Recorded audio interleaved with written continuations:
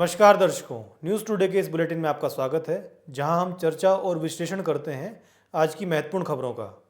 आज की मुख्य सुर्खियां इस प्रकार हैं। अंगोला ने ओपेक छोड़ने की घोषणा की है। पेट्रोलियम और प्राकृतिक गैस पर स्थायी समिति ने कच्चे तेल के आयात पर नीति की समीक्षा करते हुए अपनी रिपोर्ट प्रस्तुत की है। जहाज़ों पर बढ़ते हमले के मद्देनजर भारतीय नौसेना ने अरब सागर में 3 युद्धपोत तैनात किए। स्टील्थ गाइडेड मिसाइल विध्वंसक पोत INS इम्फाल भारतीय नौसेना में शामिल हुआ। भारतीय राष्ट्रीय भुगतान निगम ने भुगतान सेवा प्रदान करने वाली कंपनियों के लिए UPI टैप एंड पे सुविधा शुरू की। प्रधानमंत्री ने धार्मिक नेताओं और सामाजिक संगठनों से नशीले पदार्थों के खतरे के खिलाफ जन आंदोलन शुरू करने का आग्रह किया। आइए बात करते हैं आज की पहली मुख्य खबर की। अंगोला ने ओपेक को छोड़ने की घोषणा की है। ओपेक पेट्रोलियम निर्यातक देशों का एक अंतर सरकारी संगठन है। इसे 1960 में बगदाद सम्मेलन में Iraq, Iran, Kuwait, Saudi Arab और वेनेजुएला ने स्थापित किया था। आपकी जानकारी के लिए बता दें, ओपेक का मुख्यालय ऑस्ट्रिया की राजधानी वियना में है। अगर इसके सदस्य देशों की बात करें तो अंगोला के अलावा Algeria, Equatorial Guinea, Gabon, Libya, Nigeria, Congo गणराज्य और संयुक्त अरब अमीरात ओपेक के सदस्य हैं। अब जानते हैं ओपेक के मुख्य उद्देश्य क्या हैं। यह संगठन पेट्रोलियम उत्पादकों के लिए उचित और स्थिर कीमतें सुनिश्चित करने का प्रयास करता है। इसके लिए यह सदस्य देशों के बीच पेट्रोलियम नीतियों में तालमेल बैठाने और एकीकरण करने का कार्य करता है। इसके साथ यह पेट्रोलियम उत्पादों का उपभोग करने वाले देशों को पेट्रोलियम उत्पादों की दक्षतापूर्वक, आवश्यक और नियमित आपूर्ति भी सुनिश्चित करता है। अगर हम ओपेक के महत्व की बात करें तो इसके सदस्य देशों के पास संचयी रूप से दुनिया के कुल कच्चे तेल अर्थात क्रूड ऑयल का 80% से अधिक भंडार है। यहाँ कच्चे तेल से आशय हाइड्रोकार्बन के मिश्रण से है जो तरल अवस्था में मौजूद होता है। इसके अलावा ओपेक प्लस समूह वैश्विक तेल उत्पादन में लगभग 40% का योगदान देता है। दरअसल ओपेक प्लस ओपेक तथा 10 अन्य मुख्य तेल निर्यातक देशों से मिलकर बना गठबंधन है। इन अन्य देशों में रूस भी शामिल है। आइए अब समझते हैं कि ओपेक कच्चे तेल की कीमतों को कैसे नियंत्रित करता है। गौरतलब है कि तेल की कीमतें मुख्य रूप से मांग और आपूर्ति के सिद्धांत से निर्धारित होती हैं। यहाँ कीमत निर्धारण में मुख्य रूप से स्पॉट सेल प्राइस तथा फ्यूचर सेल प्राइस प्रणाली का उपयोग किया जाता है। तेल के स्पॉट प्राइस तुरंत तेल खरीदने या बेचने की लागत को दर्शाते हैं, जबकि तेल के फ्यूचर प्राइस यानी वायदा कीमत ऐसे अनुबंध होते हैं जिनमें कोई एक पक्ष भविष्य की किसी तिथि पर तय मूल्य पर तेल की निश्चित मात्रा की खरीद बिक्री के लिए सहमत होता है। ओपेक तेल की गुणवत्ता के लिए बेंचमार्क के रूप में ब्रेंट क्रूड का उपयोग करता है। ब्रेंट क्रूड की तरह ही वेस्ट टेक्सास इंटरमीडिएट कच्चे तेल के लिए एक अन्य प्रमुख बेंचमार्क है। कच्चे तेल के विषय पर ही भारत में एक और महत्वपूर्ण डेवलपमेंट हुआ है, जो आज की हमारी दूसरी मुख्य खबर है। पेट्रोलियम और प्राकृतिक गैस पर स्थायी समिति ने कच्चे तेल के आयात पर नीति की समीक्षा करते हुए अपनी रिपोर्ट प्रस्तुत की है। चलिए अब डालते हैं एक नज़र रिपोर्ट में की गई मुख्य टिप्पणियों पर। रिपोर्ट में रेखांकित किया गया है कि भारत का अधिकतर हाइड्रोकार्बन आयात मध्य पूर्व क्षेत्र से होता है, जहां भू राजनीतिक तनाव की संभावना विद्यमान है। इसके अलावा रिपोर्ट में ऐसी संभावना जताई गई है कि भविष्य में पेट्रोलियम उत्पादों की मांग बढ़ेगी। आपकी जानकारी के लिए बता दें कि भारत ने 2022-23 के दौरान कच्चे तेल की अपनी खपत का लगभग 87% हिस्सा आयात किया था। रिपोर्ट में कहा गया है कि एशियाई देशों से एशियन प्रीमियम का भुगतान नहीं लिया जाना चाहिए। यहाँ एशियाई प्रीमियम से तात्पर्य ओपेक संगठन द्वारा एशियाई देशों से कच्चे तेल के वास्तविक बिक्री मूल्य से ऊपर ली जाने वाली एक अतिरिक्त राशि है। रिपोर्ट में एक मुख्य टिप्पणी यह भी की गई है कि कच्चे तेल के आयात के लेन देन निपटान में भारतीय रुपये का उपयोग नहीं किया जाता है। इन सब टिप्पणियों के अलावा रिपोर्ट में कुछ महत्वपूर्ण सिफारिशें भी की गई हैं, जैसे कि पेट्रोलियम और प्राकृतिक गैस मंत्रालय को विशेषज्ञों का एक ऐसा समूह बनाना चाहिए जो जीवाश्म ईंधन की मांग को कम करने के लिए नीतिगत उपाय तैयार कर सके। साथ ही तेल का आयात करने वाले अन्य देशों के साथ समन्वय करना चाहिए। इससे कच्चे तेल के मूल्य निर्धारण में सुधार लाने पर जोर दिया जा सकेगा और एशियन प्रीमियम जैसी अतिरिक्त लागत वहन कर रहे अन्य देशों के साथ मिलकर इसे हटवाने का प्रयास भी करना चाहिए। इसके अलावा रिपोर्ट में सिफारिश की गई है कि नए और छोटे मार्गों की खोज करनी चाहिए, जो कि किफ़ायत सुनिश्चित करने और भू राजनीतिक तनाव को कम करने के लिए महत्वपूर्ण होगा। इसके साथ कच्चे तेल, गैस आदि के आयात में विविधता लाने संबंधी सुझाव भी रिपोर्ट में दिए गए हैं। चलिए बात करते हैं आज की तीसरी मुख्य खबर की। जहाजों पर बढ़ते हमले के मद्देनजर भारतीय नौसेना ने अरब सागर में 3 युद्धपोत तैनात किए हैं। दरअसल पश्चिमी एशिया में लाल सागर व्यापार मार्ग से गुजरने वाले जहाजों पर समुद्री डकैतों द्वारा हमले किए जाते हैं। इनसे निपटने के लिए भारतीय नौसेना ने INS मोरमुगाव, INS कोच्चि और INS कोलकाता को अरब सागर में तैनात किया है। इस खबर को समझने के लिए लाल सागर के बारे में जानना हमारे लिए आवश्यक है। लाल सागर विश्व के सबसे खारे जल निकायों में से एक है। यह अफ्रीका और एशिया के बीच हिंद महासागर का प्रवेश द्वार है। लाल सागर का तट 7 देशों अर्थात मिस्र, Sudan, Eritrea, Djibouti, Saudi Arab और यमन से लगता है। लाल सागर स्वेज नहर के बाब अल मंदेब जलडमरू मध्य तक फैला हुआ है। यह जलडमरू मध्य लाल सागर को अदन की खाड़ी और अरब सागर से जोड़ता है। लाल सागर के आर्थिक महत्व को देखें तो यह यूरोप के मुख्य उपभोक्ताओं को एशिया के बड़े आपूर्तिकर्ताओं से जोड़ता है। साथ ही वैश्विक व्यापार का 12% हिस्सा लाल सागर व्यापार मार्ग से होता है और दुनिया का अधिकांश तेल इसी समुद्री मार्ग से होकर गुजरता है। इस समुद्री मार्ग के महत्व को देखते हुए ही इसकी सुरक्षा के लिए कुछ पहले भी शुरू की गई हैं, जो इस प्रकार हैं। लाल सागर व्यापार मार्ग को संयुक्त समुद्री बल द्वारा संरक्षित किया जा रहा है। इस संयुक्त समुद्री बल में 39 देशों की साझेदारी है, जिसमें America, Bharat, Australia, France, United Kingdom, Saudi Arab और यमन की नौसेनाएं शामिल हैं। इसके अलावा हाल ही में अमेरिका ने ऑपरेशन प्रोस्पेरिटी गार्जियन नामक एक नौसैनिक गठबंधन किया है। इसे संयुक्त समुद्री बल की निगरानी में स्थापित किया गया है। इसका उद्देश्य लाल सागर व्यापार मार्ग में एक सुरक्षित गलियारा बनाना है। साथ ही अंतर्राष्ट्रीय समुद्री संगठन के तहत 2009 में जिबूती आचार संहिता को अपनाया गया था। बढ़ते हैं आज की चौथी मुख्य खबर की तरफ। स्टेल्थ गाइडेड मिसाइल विध्वंसक पोत INS इम्फाल भारतीय नौसेना में शामिल हुआ। INS इम्फाल विशाखापट्टनम श्रेणी का तीसरा स्वदेशी स्टेल्थ गाइडेड मिसाइल विध्वंसक पोत है। प्रोजेक्ट 15B के तहत विशाखापट्टनम श्रेणी के 4 जहाजों का विकास किया जाना है। आपकी जानकारी के लिए बता दें कि विशाखापट्टनम श्रेणी का प्रोजेक्ट 15B कोलकाता श्रेणी के प्रोजेक्ट 15A और दिल्ली श्रेणी के प्रोजेक्ट 15 की सीरीज में नई स्वदेशी विध्वंसक पोत श्रेणी है। प्रोजेक्ट 15B के पोत अपग्रेडेड क्षमताओं से लैस हैं। साथ ही इनमें पहले के जहाजों की तुलना में अधिक स्वदेशी सामग्रियों का उपयोग किया गया है। प्रोजेक्ट 15B के अन्य 2 विध्वंसक पोतों का नाम INS विशाखापट्टनम और INS मोरमुगाव है। चलिए अब इस नए और स्वदेशी INS इम्फाल की मुख्य विशेषताओं के बारे में जानकारी हासिल करते हैं। इसे भारतीय नौसेना के वॉरशिप डिजाइन ब्यूरो ने डिजाइन किया है और इसका निर्माण मुंबई स्थित Mazagon dock ship builders limited MDL ने किया है। ये मिसाइल मध्यम दूरी की सतह से हवा में मार करने वाली मिसाइलों, सतह से सतह पर मार करने वाली ब्रह्मोस मिसाइलों, स्वदेशी टॉर्पेडो लॉन्चर आदि से लैस है। इसके निर्माण में इस्तेमाल सामग्री में लगभग 75% सामग्री स्वदेशी है। ये उपलब्धि भारत के रक्षा क्षेत्र में आत्मनिर्भर बनने के प्रयासों को दर्शाती है। अब समझते हैं कि आखिर रक्षा क्षेत्र को स्वदेशीकरण की आवश्यकता क्यों है। पहला कारण है स्वायत्तता। इससे भूसामरिक मुद्दों पर खुद से निर्णय लेने में मदद मिलती है। वहीं स्वदेशीकरण होने से आयात पर निर्भरता भी कम होगी। सिप्री की एक रिपोर्ट के अनुसार भारत साल 2018 से 22 के बीच दुनिया में हथियारों का सबसे बड़ा आयातक देश रहा है। ऐसे में स्वदेशी निर्माण को बढ़ावा देने से कम हथियार आयात करने पड़ेंगे। इसके अलावा भारत ने साल 2025 तक 5 बिलियन अमेरिकी डॉलर का रक्षा निर्यात करने का लक्ष्य भी रखा हुआ है। स्वदेशी निर्माण को बढ़ावा देने से इस लक्ष्य को प्राप्त करने में मदद मिलेगी और साथ ही सप्लाई चेन में बाधा से बचा जा सकेगा। भविष्य में पैदा होने वाली बाधाएं जैसे कि अप्रत्याशित रूस यूक्रेन संघर्ष के बाद भी रक्षा आपूर्ति जारी रखी जा सकती है। इसके अलावा स्वदेशीकरण के कुछ अन्य लाभ भी हैं, जैसे कि चीन जैसे दुश्मन पड़ोसियों से निपटने में मदद मिलेगी और मित्र राष्ट्रों को रक्षा हथियार उपलब्ध कराकर उनकी मदद की जा सकती है। परंतु रक्षा क्षेत्र में स्वदेशीकरण करना इतना सरल नहीं है। इसमें कुछ चुनौतियां भी मौजूद हैं। पहली चुनौती है रक्षा निर्माण क्षेत्र में निजी क्षेत्र की कम भागीदारी होना। इतना ही नहीं, अनुसंधान एवं विकास के लिए धन का कम आवंटन किया जाता है।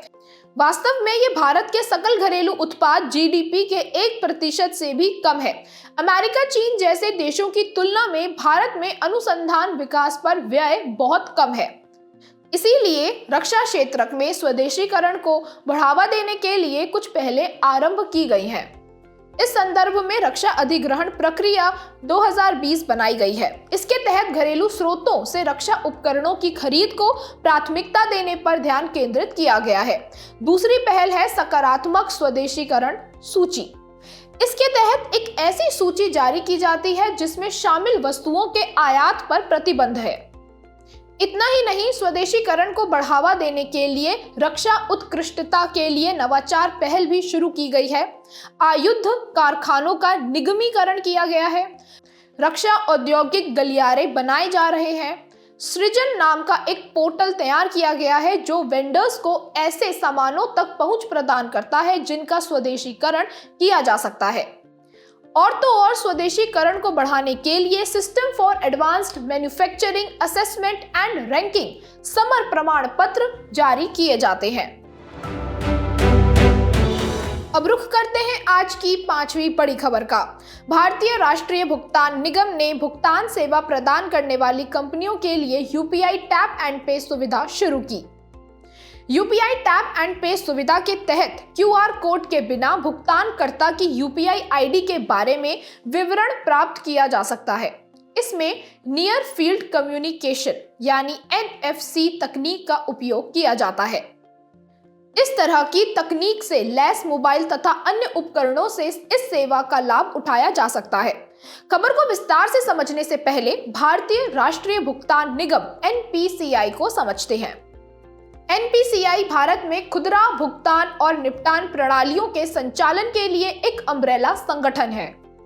यह भारतीय रिजर्व बैंक आरबीआई और भारतीय बैंक संघ आईबीए की एक संयुक्त पहल है। इसे भुगतान और निपटान प्रणाली अधिनियम 2007 के प्रावधानों के तहत स्थापित किया गया है और यह कंपनी अधिनियम 2013 की धारा 8 के तहत गैर लाभकारी कंपनी के रूप में दर्ज है। अब बात करते हैं एनएफसी तकनीक के बारे में। इस तकनीक का उपयोग करके दो कंपैटिबल डिवाइसेस जो 4 से 5 सेंटीमीटर की दूरी के भीतर हैं, जानकारी साझा कर सकते हैं। इस तकनीक में इलेक्ट्रोमैग्नेटिक रेडियो फील्ड्स का उपयोग किया जाता है। RFID यानी कि रेडियो फ्रीक्वेंसी आइडेंटिफिकेशन और ब्लूटूथ भी रेडियो फ्रीक्वेंसी का उपयोग करते हैं, लेकिन उनकी रेंज बहुत अधिक होती है। RFID की संचार रेंज 100 मीटर या इससे अधिक होती है, जबकि ब्लूटूथ की रेंज 10 से 100 मीटर के बीच ही होती है। इस NFC तकनीक की कार्यप्रणाली की बात करें तो इस तकनीक के अंतर्गत NFC compatible device radio frequency signals देता है। ये सिग्नल NFC टैग के साथ इंटरैक्ट करते हैं, जिससे दोनों डिवाइस के बीच संचार स्थापित हो जाता है। इसमें टैग निष्क्रिय होता है, अर्थात ये केवल सूचना भेज सकता है। वहीं स्मार्टफोन जैसा compatible device radio frequency signals उपकरण सक्रिय होता है, जो सूचना भेजने के साथ साथ प्राप्त करने में भी सक्षम होता है। आखिर में समझते हैं NFC के लाभ के बारे में। ये संपर्क रहित भुगतान की सुविधा प्रदान करता है और साथ ही ये तकनीक लेन देन की सुरक्षा और निजता की गारंटी के लिए इंक्रिप्शन का उपयोग करती है। इसमें पीयर टू पीयर शेयरिंग के तहत NFC से लैस डिवाइस के साथ तेजी से जानकारी साझा की जा सकती है। इसके अलावा इससे अस्पताल मरीजों के संबंधित जानकारी को एक बेहतर तरीके से ट्रैक किया जा सकता है। प्रधानमंत्री ने धार्मिक नेताओं और सामाजिक संगठनों से नशीले पदार्थों के खतरे के खिलाफ जन आंदोलन शुरू करने का आग्रह किया। भारत में नशीले पदार्थों के बढ़ते खतरों की बात करें तो शराब, गांजा, अफीम, हेरोइन आदि भारत में सेवन किए जाने वाले मुख्य मादक या नशीले पदार्थ हैं। भारत में नशीले पदार्थों की लत वाले लगभग 13% लोग 20 वर्ष से कम उम्र के हैं। किशोरावस्था में नशीले पदार्थों की लत लगने का खतरा सबसे अधिक होता है। इसलिए नशीले पदार्थों के लत वाले बच्चों को किशोर न्याय अधिनियम 2015 के तहत देखभाल व सुरक्षा की आवश्यकता वाला बच्चा माना जाता है। पंजाब, असम, मिजोरम, छत्तीसगढ़, गुजरात, हरियाणा, बिहार, दिल्ली ये वे राज्य हैं जहां नशीले पदार्थों का अधिक सेवन किया जाता है। नशीले पदार्थों की लत लगने के पीछे कुछ कारक शामिल होते हैं, जैसे कि गरीबी, साथियों का दबाव, अशिक्षा, आत्मसम्मान की भावना की कमी, आनुवंशिक कारक आदि। ऐसे में इन नशीले पदार्थों के खतरे को रोकने में भारत को कुछ समस्याओं का सामना भी करना पड़ता है। ऐसा इसीलिए क्योंकि भारत नशीले पदार्थों की तस्करी का केंद्र बन गया है, क्योंकि ये विश्व स्तर पर गोल्डन ट्रायंगल और गोल्डन क्रिसेंट के मध्य स्थित है। म्यांमार, थाईलैंड और लाओस में गैर कानूनी रूप से अफीम का उत्पादन करने वाले क्षेत्रों को गोल्डन ट्रायंगल कहते हैं। इसी प्रकार ईरान, अफगानिस्तान और पाकिस्तान में गैर कानूनी रूप से अफीम का उत्पादन करने वाले क्षेत्रों को गोल्डन क्रिसेंट कहते हैं। भारत में कई जगहों पर खुली सीमाएं हैं जो इस समस्या को और भी अधिक जटिल बना देती हैं। नई नई तकनीक आने से भी नशीले पदार्थों की तस्करी को बढ़ावा मिला है, जैसे कि डार्क नेट। इसके माध्यम से क्रिप्टो करेंसी का उपयोग करके नशीले पदार्थों की खरीद बिक्री की जाने लगी है। नशीले पदार्थों के सेवन को आपराधिक कृत्य घोषित करने से नशीले पदार्थों की लत वाले लोग सामाजिक कलंक के रूप में देखे जाते हैं, इसलिए वे चिकित्सा सहायता लेने के लिए सामने नहीं आते। इतना ही नहीं, समाज पर नशीले पदार्थों के सेवन के दुष्प्रभाव का आकलन करने के लिए पर्याप्त अध्ययन नहीं किए गए हैं। लेकिन इन समस्याओं से निपटते हुए नशीले पदार्थों के खतरों को रोकने के लिए भारत सरकार ने कुछ पहलें शुरू की हैं, जैसे कि narcotics, drugs and psychotropic substance NDPS अधिनियम 1985 बनाया गया है। इस कानून में नशीले पदार्थों की लत वाले लोगों की पहचान करने, उनका उपचार करने और उनमें सुधार करने आदि से संबंधित प्रावधान किए गए हैं। दूसरी पहल है नशा मुक्त भारत अभियान। नशीले पदार्थों से सबसे अधिक प्रभावित 272 जिलों में नशा मुक्त भारत अभियान चलाया जा रहा है। ये एक प्रकार का कम्युनिटी आउटरीच अभियान है। तीसरी पहल है seizure information management system portal. इस पोर्टल को नशीले पदार्थों की बड़े पैमाने पर जब्ती की सूचना देने के लिए लॉन्च किया गया है। इतना ही नहीं, नशीले पदार्थों की मांग में कमी के लिए राष्ट्रीय कार्य योजना NAPDDR बनाई गई है। ये नशीले पदार्थों के खतरे से निपटने के लिए एक बहुआयामी रणनीति प्रदान करती है और इसी के साथ साथ नारकोटिक ड्रग पर संयुक्त राष्ट्र कन्वेंशन 1961 और साइकोट्रोपिक सब्सटेंस पर संयुक्त राष्ट्र कन्वेंशन 1971 मौजूद है। चलिए आखिर में अब बात करते हैं सुर्खियों में रहे व्यक्तित्व की। हमारी आज की व्यक्तित्व है बीना दास जी। इनका जन्म 24 अगस्त 1911 में हुआ था। बीना दास पश्चिम बंगाल की एक महान क्रांतिकारी थी। उनका परिवार ब्रह्म समाज से जुड़ा हुआ था और स्वतंत्रता संग्राम में भी शामिल हुआ था। सुभाष चंद्र बोस को भी बीना दास के पिता से प्रेरणा मिली थी। अंग्रेजों के खिलाफ विरोध जताने के लिए 1932 में उन्होंने कलकत्ता विश्वविद्यालय में बंगाल के गवर्नर स्टैनली जैक्सन की हत्या करने का प्रयास किया था। हालांकि इस प्रयास में वह असफल रहीं और उन्हें 9 साल के कारावास की सजा हुई। बाद में वो कांग्रेस में शामिल हो गई। उन्होंने 1942 में भारत छोड़ो आंदोलन में भाग लिया था। वे बंगाल प्रांतीय विधानसभा और पश्चिम बंगाल विधानसभा की सदस्य भी रहीं। सालों बाद धीराधर नामक लेखिका ने बांग्ला भाषा में लिखी बीना दास की आत्मकथा का अंग्रेजी में अनुवादन भी किया था। सामाजिक कार्यों में उनके योगदान के लिए बीना दास को पद्मश्री से सम्मानित किया गया था। हम बीना दास जी से वीरता, देशभक्ति, परानुभूति जैसे मूल्य सीख सकते हैं। चलिए बात करते हैं आज की संक्षिप्त सुर्खियों की। इसरो के विक्रम भाई अंतरिक्ष केंद्र ने फीस्ट नाम से एक फाइनाइट एलिमेंट एनालिसिस सॉफ्टवेयर विकसित किया है। यह सॉफ्टवेयर एक कंप्यूटराइज तरीका है जो यह पूर्वानुमान लगाता है कि कोई उत्पाद वास्तविक दुनिया के बलों के संपर्क में आने पर कैसे प्रतिक्रिया करता है। फीस्ट का उपयोग रॉकेट, विमान, उपग्रह, भवन जैसी अलग अलग प्रकार की संरचनाओं का फाइनाइट एलिमेंट एनालिसिस अर्थात परिमित तत्व विश्लेषण करने के लिए किया जाएगा। शोधकर्ताओं ने इलेक्ट्रॉनिक सॉइल विकसित की है। यह एक प्रकार का बायो इलेक्ट्रॉनिक संस्तर है और इसमें ऊर्जा की खपत बहुत कम होती है। इसे हाइड्रोपोनिक खेती के लिए विकसित किया गया है। ई सॉइल विद्युतीय रूप से पौधों की जड़ प्रणाली और विकास को उत्प्रेरित कर सकती है। इसके लिए उच्च वोल्टेज की आवश्यकता नहीं होती है। वीर बाल दिवस के अवसर पर देश ने छोटे साहिबजादों के बलिदान को याद किया। यह शहादत दिवस हर साल 26 दिसंबर को आयोजित किया जाता है। सिखों के 10वें गुरु गोविंद सिंह जी के 4 पुत्रों को साहिबजादे कहा जाता है। बाबा अजीत सिंह और बाबा जुझार सिंह दोनों बड़े साहिबजादे थे। बाबा जोरावर सिंह और बाबा फतेह सिंह दोनों छोटे साहिबजादे थे। शोधकर्ताओं की एक टीम ने केरल और तमिलनाडु में जंपिंग स्पाइडर्स की 2 नई प्रजातियों की खोज की है। ये प्रजातियां एफ्राफिलासिला जीनस से संबंधित हैं। भारत में इससे संबंधित अब तक केवल 3 प्रजातियों की खोज की गई है। शोधकर्ताओं ने एक नया नॉन इन्वेसिव सेंसर विकसित किया है। यह सेंसर मछलियों में फॉर्मेलिन की उपस्थिति का पता लगाता है। फॉर्मेलिन वस्तुतः फॉर्मेल्डिहाइड का 37% संतृप्त विलयन होता है। फॉर्मेल्डिहाइड रंगहीन, तीव्र गंध वाला और ज्वलनशील रसायन है। नासा का ओसिरिस रेक्स अंतरिक्ष यान अब ओसिरिस एपेक्स अर्थात एपोफिस एक्सप्लोरर नाम से एक नए मिशन पर जाएगा। यह ओसिरिस एपेक्स एपोफिस नामक क्षुद्र ग्रह का अध्ययन तब करेगा जब वह पृथ्वी के सबसे करीब अर्थात 20,000 मील से गुजरेगा।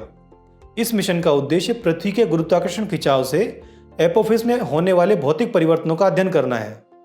अंटार्कटिका में भारतीय स्टेशन के शोधकर्ताओं ने आयन मंडल का पर्यवेक्षण किया है। इसमें यह पता चला है कि आयन मंडल के घनत्व में मौसम के आधार पर काफ़ी भिन्नता आती है। आयन मंडल पृथ्वी के ऊपरी वायुमंडल का एक हिस्सा है। इसका विस्तार 100 से लेकर 1000 किलोमीटर के बीच है। यह आंशिक रूप से आयनित होता है। आयन मंडल रेडियो तरंगों को परावर्तित और संशोधित करता है, जो कि संचार और नेविगेशन के लिए महत्वपूर्ण होती हैं। भारतीय चिकित्सा अनुसंधान परिषद ने एनीमिया के इलाज के लिए नॉन इन्वेसिव टेस्ट की सुविधा उपलब्ध कराने हेतु कुछ कदम उठाए हैं। रोग से पीड़ित व्यक्ति में लाल रक्त कोशिकाओं की संख्या या उनके भीतर हीमोग्लोबिन की सांद्रता सामान्य से कम हो जाती है। यह रोग मुख्यतः महिलाओं और बच्चों को प्रभावित करता है। एनीमिया की समाप्ति के लिए 2018 में एनीमिया मुक्त भारत पहल शुरू की गई थी। जाने से पहले आपकी समझ की परीक्षा के लिए डालते हैं एक नज़र हमारे स्पेशल सेगमेंट प्रश्नोत्तरी पर।